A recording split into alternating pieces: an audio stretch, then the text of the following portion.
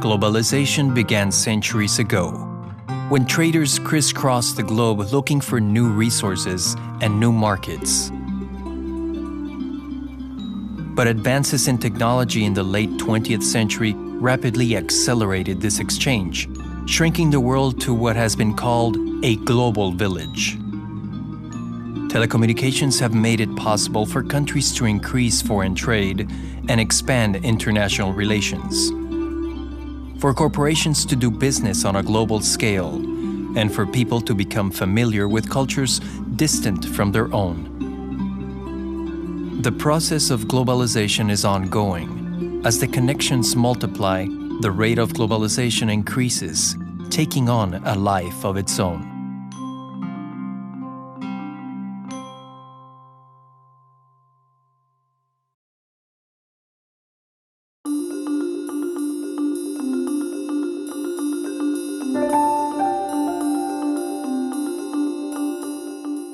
Only connect, wrote the British author E.M. Forster, but he could not have conceived that one day people oceans apart would be doing just that, sharing experiences, trading goods and services, and even playing games with each other.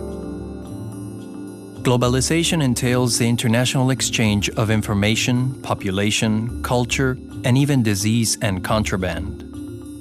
Economic globalization refers to the accelerating interchange of goods and services around the world, without regard to national borders.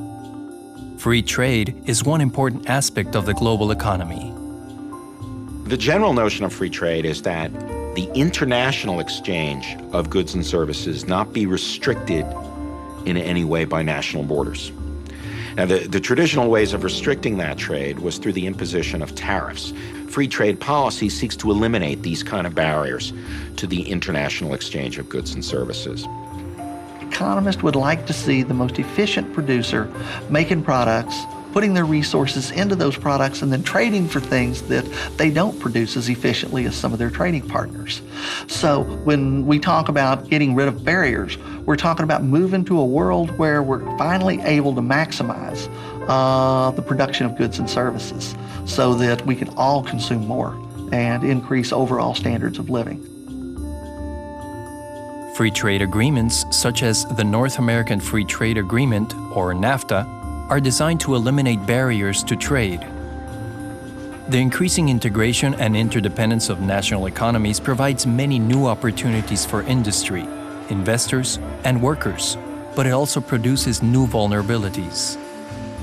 You can move your factory south of the border, pay $1 an hour for labor, have no health care, have no environmental controls, no pollution controls, and no retirement, and you don't care about anything but making money, there will be a giant sucking sound going south. Toyota can assemble automobiles in Mexico much more cheaply and then ship those automobiles to the United States without tariff or restriction. So workers in Toledo, Ohio, Detroit, Michigan are losing their jobs. That's true. But workers in Mexico are getting them.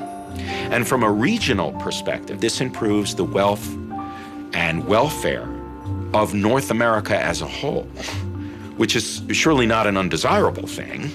But the question is, how do we net out the loss of jobs on one side of the border, the gain of jobs on the other, and most importantly, how do we deal with the hardship that is then generated?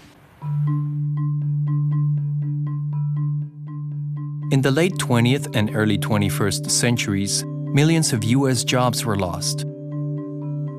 While new jobs were also created, they were mostly in the lowest-paying sectors. Meanwhile, workers in third world countries did not enjoy the same benefits these jobs had traditionally provided in the United States.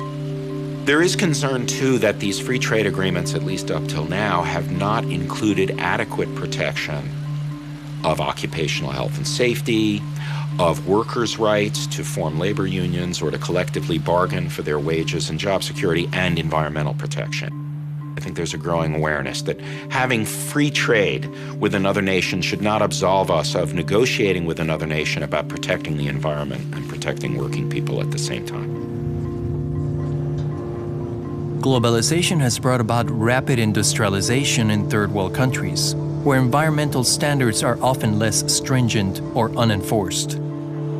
Globalization probably reminds Americans of one of the basic truths of ecology, and that is everything is related. There's nothing without consequences. So, for example, when China or India industrialize and spread the benefits of industrialism to literally billions of people, the Earth's atmosphere, the water that we use are all directly affected by that. Americans now recognize that as other countries strive to become as prosperous as our own, they'll be making real claims on the natural world too, just like we've been doing for 200 years. Humans have altered the Earth's ecosystems more rapidly and extensively in the last 50 years than in any other period, threatening the sustainability of numerous vital resources. Although the United Nations develops goals for international environmental protection, these are difficult to implement. There's no power on Earth, literally, capable of enforcing a Global Clean Air Act or a Global Clean Water Act. As long as we have independent nations with their own sovereign powers, the best that we can do is try to share responsibility, appeal to nations' best instincts, and try to work out cooperative agreements to do things. Culture, too, is subject to globalization. Now, things are instantaneously available in other parts of the world. You see it on TV, it's available on the internet. So from that standpoint, culture spreads so much faster than it did before. We become much more alike, we buy the same products, and so it makes the world much closer. To some extent, I think it can be said that globalization has broken down national interests and nationalism. At the same time, however, I think we also notice that in the age of globalization, nationalism per se, or national interests have not gone away. For some countries, if anything, there's even a stronger sense of national nationhood, national identity. Globalization may make people better off economically, but also there's some losers as well as winners. The economist Joseph Schumpeter called this creative destruction. To have creation, there has to be destruction, and those who suffer the destruction often react against it.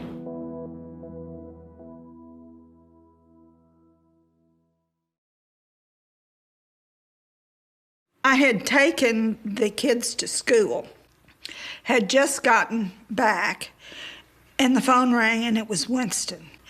And he said, Charlene, go and turn the television on real fast because there's something happening in New York. I was calling the telecommunications manager for the city of Boston, and she said to me, did you hear that? And I said, what? And she said, a plane hit the World Trade Center. I realized there was nobody around in the office, and I'd come in and there wasn't anybody around. And so I went downstairs in the marketing department to find if anybody was there. And there's about 40 people watching this little TV. I thought it was just an accident, a plane had just gone off course or something.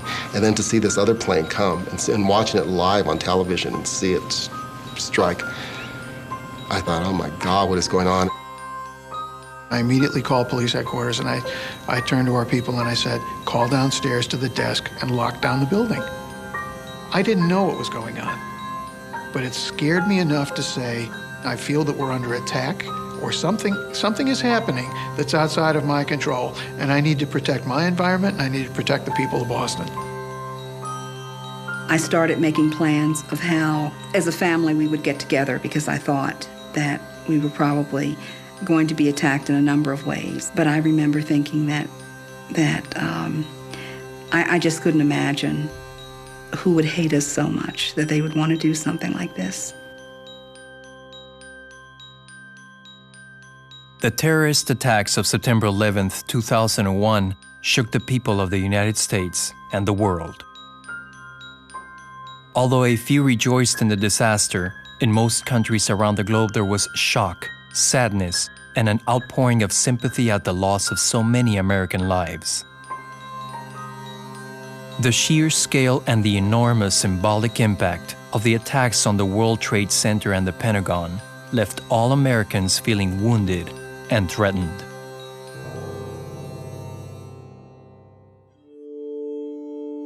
After September 11th, the federal government immediately took action to increase national security at borders and international points of entry. To better coordinate communication among the different agencies responsible for the safety of American citizens, President Bush and Congress created the Department of Homeland Security. It will work with state and local authorities to respond quickly and effectively to emergencies. Employees of this new agency will come to work every morning, knowing their most important job is to protect their fellow citizens. In New York, the fire department couldn't talk to the police department. We're improving that. We're improving data and the transmission of information, which is an area that I concentrate on. But our computer systems, our computer-aided dispatch systems, being able to share information across jurisdictions. We no longer think of our jurisdictional boundaries. We have to think of our neighbors. We have to think of the region and how do we protect the region. I think in the aftermath of 9/11, the immediate response was, we need to do whatever it takes to make sure that this never happens again. And what that meant is that Americans who by nature are a freedom-loving people who are suspicious of government surveillance, of government encroachment on personal lives, were willing to say, we will do whatever it takes. We will cede a lot of control over to the government. Both political parties are united in our resolve to find and stop and punish those who would do harm to the American people. It is now my honor to sign into law the USA Patriot Act of 2001. In the USA Patriot Act, the government proposed sweeping legal changes to increase federal powers to investigate and detain potential terrorists. Despite the terrorist threat to America, there are some both in Congress and across the country who suggest that we should not have a USA Patriot Act. Our ability to prevent another catastrophic attack on American soil would be more difficult, if not impossible, without the Patriot Act. It's understandable that we were willing to say we want security rather than freedom for this moment. I think that's already started to change, and that what we've seen is a reassertion of American individualism and suspicion of government and skepticism of centralized power in a positive way. A number of city, county, and state governments passed resolutions opposing the Patriot Act, expressing a growing rebellion against the curtailment of civil rights it represented. They ranged from expressions of mild discomfort to advising state and local employees not to comply with provisions that unduly infringed on privacy and personal freedom. As some citizens asserted the individual's right to privacy, others demanded public accountability. Survivors and families of the victims of 9/11 pushed hard for a high-level panel to determine why and how the terrorists had penetrated the nation's security defenses. The real lesson of September 11th is that the country was not properly structured to deal with the threat that had been gathering for a long period of time.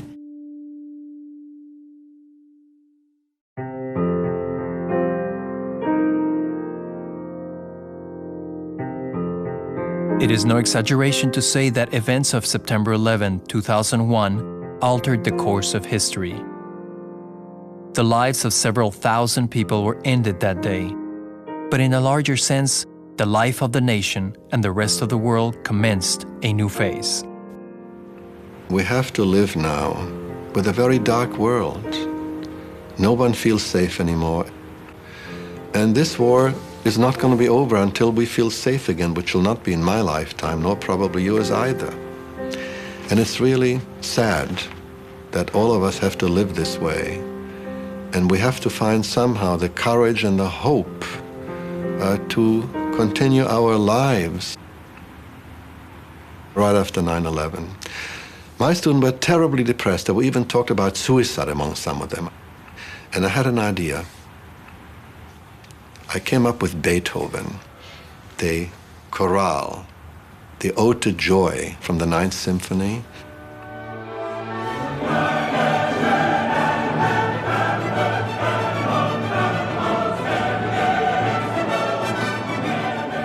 I said, on your feet. If Beethoven could have composed this when he was stone deaf and couldn't hear a single sound, you certainly can sing it. I want you to sing it, and we sang it together. First they were timid, they said, well, he was giggling. I said, I didn't hear that, I want it louder. By the third time, they really roared it out, and there were hugs and tears all around. Beethoven had saved the day.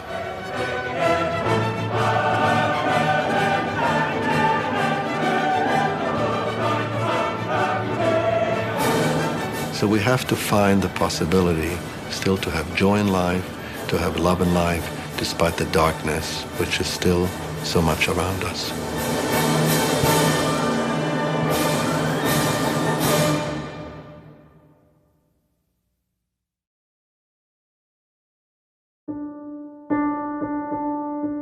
This great country will not let evil stand. All of us must be diligent and strong to win the war on terrorism. And America says we don't care how you help, just help. Either you're for us or you're against us. In 2001, when President George W. Bush declared a war on terror, international terrorism had been on the rise for 2 decades. Hundreds of terrorist groups were active around the world, pursuing different agendas and targeting different enemies. If you talk about a war against terrorism, you're talking about a war against a tactic. And that means not only can it go on forever, but by definition it will go on forever, because terrorism will always be the tactic of the weak against the strong. It's the technique of using deliberate use of violence against innocents for political shock effect. That is a technique that's been used not just by Al-Qaeda, as we saw on September 11th, but before that, the worst terrorist incident in the U.S. was by Timothy McVeigh, a purely homegrown American opponent of centralized government. September 11th was not Al-Qaeda's first attack on the United States, only the boldest and most destructive. Led by Osama bin Laden, a wealthy Saudi, Al-Qaeda operated ongoing terrorist training camps in Afghanistan, specifically targeting the United States for acts of violence. The Bush administration would have the country believe that people hate the United States for what it is, its values, its freedoms, its riches. I think the United States attracts anger because of its policies. In the case of the bin Laden organization, first of all, of course, it's important to remember that this is a perfect example of blowback. Blowback is a CIA phrase meaning the unintended consequences of something you've done. The United States funded the Mujahideen, including bin Laden, to fight against the Soviet Union without thinking very clearly about what it was bin Laden was after. What he was after was a change in the government in Saudi Arabia, a U.S. ally. On my orders, the United States military has begun strikes against Al-Qaeda terrorist training camps and military installations of the Taliban regime in Afghanistan. There can be no peace in a world of sudden terror. In the face of today's new threat, the only way to pursue peace is to pursue those who threaten it. Bush began his career as a pragmatist, interesting enough. On Afghanistan, he was very measured. He said we shall give the Taliban a few weeks to extradite bin Laden. And when he didn't give him up in 6 weeks, he went for it and invaded Afghanistan. I said, good for him. And most of the world said the same thing. But then some curious things happened. First of all, bin Laden eluded him, which really got him mad. The criminal got away. Our objective is not just Al-Qaeda in Afghanistan. Our objective is to root out terrorism wherever it may hide, wherever it may exist, so the world can be more free. The war on terrorism provided the rationale for a profound shift in U.S. defense policy. In September 2002, the Bush administration introduced a new national security strategy.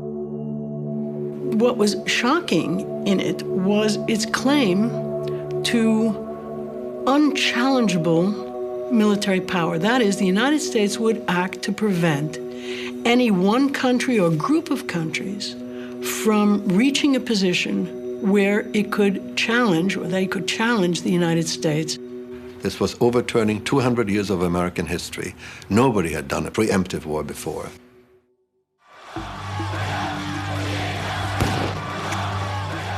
The new policy was first applied in Iraq, which had no involvement in the attacks of 9/11, but where Saddam Hussein had long defied UN demands that he produce evidence of his nation's disarmament. Traditionally, preemption was always accepted. Preemption meant that if you're about to be attacked, you didn't have to wait to take the blow, you could attack first. But there used to be a test of imminence. Now, what happened in Iraq was there was not an imminent threat to the United States, but we decided to have a preventive war. Saddam Hussein has gone to elaborate lengths to build and keep weapons of mass destruction. The only possible use he could have for those weapons is to dominate, intimidate, or attack. That set in motion a wave of fear and anxiety throughout much of the world who had admired the United States, especially after the Kosovo intervention, which was humanitarian. And now they said, well, who is going to invade next? Where's the list? Because now the case can be made, after we know there were no weapons of mass destruction, that the president invaded a sovereign state without provocation. The majority of the public initially supported the invasion of Iraq, but a vocal minority did not. Most other nations, including many of the United States' traditional allies, were not persuaded by the administration's case against Iraq. If the Iraqi regime wishes peace, it will immediately and unconditionally forswear, disclose, and remove or destroy all weapons of mass destruction, as required by Security Council resolutions. The United Nations Security Council failed to approve a U.S. resolution authorizing the invasion. Now, the president said, who is not for us on the terrorism issue is against us. There was no middle ground for him. And then he said, the time for diplomacy is over. And I think, in my judgment, was a terrible diplomatic mistake.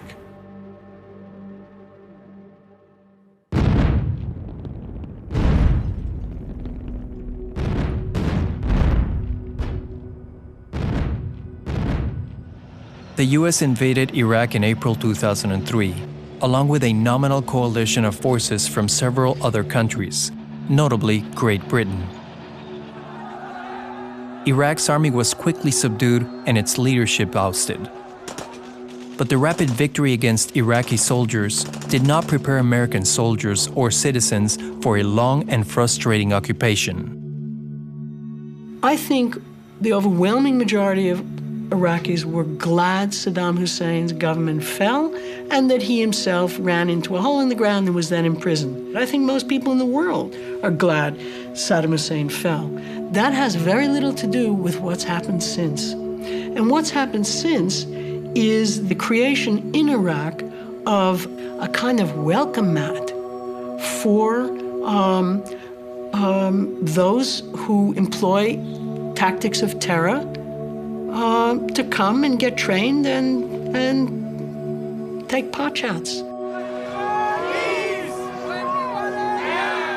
The national consequences are that we're now a polarized country, which we were not before. And we also now are surrounded by a far more hostile world community than we were before. It's very hard to find allies any longer who really rally to our side. Although bitterly divided over the war, the nation in 2004 voted narrowly to re-elect President Bush and sustain the Iraqi occupation to its conclusion.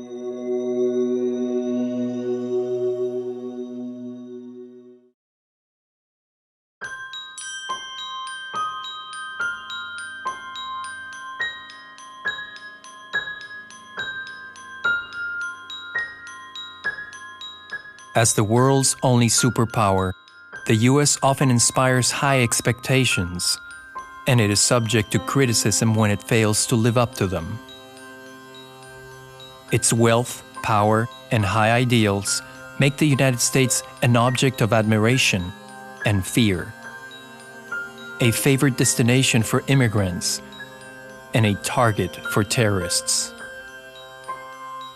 In the future, the U.S. will continue to seek a way to balance national security with liberty, national interests with international cooperation, and military might with moral authority. Well, I think the greatest risk that the United States faces is terrorists getting hold of weapons of mass destruction. And I think it's important, therefore, that we make sure that that doesn't occur. But the other risk we face is that because we're the preponderant power, that we become seen as an arrogant empire and thereby get others to coalesce against us. So in the process of protecting ourselves against terrorism, we've got to learn how to use our soft power, our ability to attract others as well as coerce them. Where I hope the United States will go from here is to move back into a multilateral alliance system, an avoidance and an aversion, really, to unilateral war, and a relinquishment of a sense that if the United States doesn't dominate, the world is in disorder, when in my view, what's happened recently is that a world dominated by American military power and excess is unsafe.